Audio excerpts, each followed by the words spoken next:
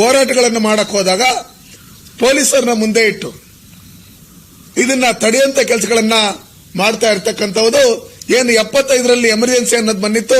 ನಾವು ಮೈಸೂರು ಮೂಡ ಏನು ಹಗರಣಕ್ಕೆ ನಾವು ಹೋರಾಟ ಮಾಡಕ್ ಹೋದಂತ ಸಂದರ್ಭದಲ್ಲಿ ಯಾವ ರೀತಿ ಪೊಲೀಸರನ್ನ ಬಳಸ್ಕೊಂಡು ಅದನ್ನ ದುರುಪಯೋಗ ಬಳಸ್ಕೊಂಡು ಪ್ರತಿಯೊಂದು ಜಿಲ್ಲೆಗಳಲ್ಲೂ ಯಾರ್ಯಾರು ಹೋರಾಟಕ್ಕೆ ಹೋಗ್ತಾರೆ ಮುಖಂಡರುಗಳು ಅವ್ರಿಗೆಲ್ಲ ಫೋನ್ಗಳು ಮಾಡಿ ನೀವು ಹೋದ್ರೆ ನಿಮ್ಮನ್ನ ಅರೆಸ್ಟ್ ಮಾಡ್ತೀರಿ ಅಂತೇಳಿ ಭಯಡಿಸುವಂತ ಕೆಲಸಗಳನ್ನ ಇವರು ಏನು ಸಿದ್ದರಾಮಯ್ಯನವರು ಮಾಡ್ತಾ ಇದ್ದಾರೆ.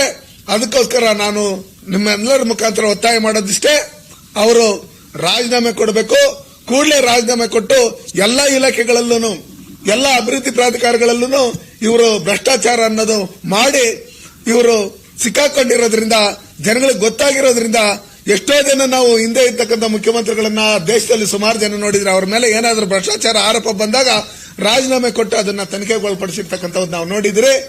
ಅದಕ್ಕೋಸ್ಕರ ಇವರು ಅದೇ ರೀತಿಯಲ್ಲಿ ರಾಜೀನಾಮೆ ಕೊಡಬೇಕಂತೇಳಿ ಈ ಮೂಲಕ ನಾವು ಒತ್ತಾಯ ಮಾಡ್ತೀರಿ. ಇಲ್ಲಾಂದ್ರೆ ಮುಂದಿನ ದಿನಗಳಲ್ಲಿ ಹಳ್ಳಿಗಳಲ್ಲೂ ಇದ್ರ ವಿರುದ್ಧವಾಗಿ ಹೋರಾಟಗಳನ್ನ ಮಾಡಿ ದಲಿತ ಜನಾಂಗನ SC/ST ಜನಾಂಗನ ಈ ಕರ್ನಾಟಕ ಜನಕ್ಕೆ ಸಿದ್ದರಾಮಯ್ಯನವರು ಮಾಡಿರ್ತಕ್ಕಂಥ ಏನು ಅನ್ಯಾಯ ಇದೆ ರೈತರ ಪರವಾಗಿ ರೈತರ ವಿರುದ್ಧವಾಗಿ ಇವತ್ತು ಹಾಲು ಉತ್ಪಾದಕರ ವಿರುದ್ಧವಾಗಿ ಮತ್ತೆ ಮಹಿಳೆಯರ ವಿರುದ್ಧವಾಗಿ ಇವರು ಮಾಡ್ತಾ ಇರ್ತಕ್ಕಂಥ ಇದು ಪ್ರತಿದಿನ ಇವರು ಏನು ಪ್ರತಿಯೊಂದು ವಸ್ತುಗಳನ್ನ ಏರಿಕೆ ಮಾಡಿರ್ತಕ್ಕಂಥವ್ರು, ಪೆಟ್ರೋಲ್ ಡೀಸೆಲ್ ಏರಿಕೆ ಮಾಡಿರ್ತಕ್ಕಂಥ, ಹಾಲು ಬೆಲೆ ಹೆಚ್ಚಿರ್ತಕ್ಕಂಥದ್ದು ಮತ್ತೆ ಉತ್ಪಾದಕರು ಕಡಿಮೆ ಮಾಡಿರ್ತಕ್ಕಂಥದ್ದು ಇದನ್ನೆಲ್ಲ ಇಟ್ಟು ಎಲ್ಲ ಒಟ್ಟಿಗೆ ಸೇರಿ ನಾವು ಹೋರಾಟವನ್ನ ಹಮ್ಮಿಕೊಳ್ತೀರಿ ಅಂತ ಹೇಳಿ ಈ ಮೂಲಕ ನಾನು ಹೇಳಕ್ ಇಷ್ಟಪಡ್ತೀನಿ.